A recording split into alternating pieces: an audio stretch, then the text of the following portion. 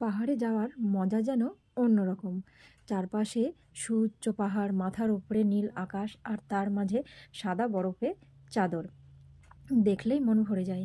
শহরের ব্যস্ততা আর দূরে এই বরফ ঢাকা পাহাড় যেন মুহূর্তের সব চিন্তা ভুলিয়ে দেয়।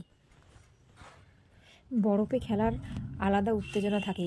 হাতের তালুতে বরফ চেপে ছোট বল বানিয়ে বন্ধু বা পরিবারের দিকে ছুড়ে দেওয়ার এই মজাটাই ভাষায় বোঝানো যায় না।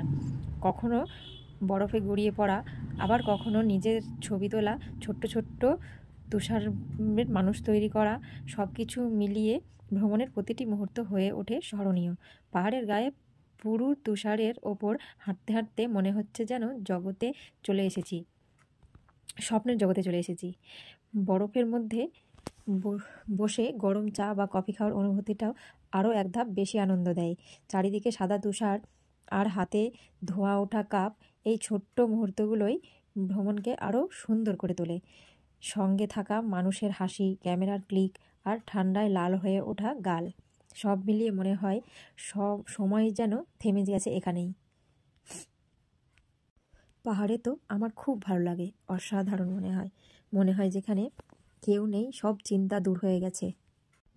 বরফে থাকার এই 4-5 ঘন্টার মুহূর্তটা যেন সারা বছরের চিন্তা আর পরিশ্রমের এনার্জি বাড়িয়ে দেয়। আমার মতো সব জায়গায় ঘুরতে যেতে কে কে ভালোবাসো তোমরা অবশ্যই বলবে। আমি তো পাহাড় খুব ভালোবাসি। তোমরা কি ভালোবাসো সেটা বলবে। দেখেছো কীরকম নিয়ে বরফ ছুড়াছুড়ি করে খেলা, এই মজাটার একটা আলাদাই সুন্দর মজা আছে। আর হাতে আবার গ্লাভস না পরলে সে ঠান্ডা, কেমন যে ঠান্ডা সে বোঝানো খুব কঠিন। আমার একবার খুব ইচ্ছে আছে যে জানুয়ারির দিকে পাহাড়ে যাওয়া, যখন সেই খুব জোরে বরফ পড়বে। রাত্রেবেলায় ঘুম থেকে উঠে জানালার ধারে বসে বসে আমি দেখবো যে বরফ পড়ছে, আর ইচ্ছে হলে একটু বাইরেও বেরিয়ে পড়বো। এই জিনিসগুলো খুব ইচ্ছে করে, কিন্তু জানি না কবে যাওয়া সম্ভব হবে। ওই সময় গেছিলাম যখন, তখন আমার বড় মেয়ে অনেক ছোট, দেখো বসে বসে খেলছে আর চিৎকার করছে সবাইকে, সেও খুব মজা পেয়েছিল।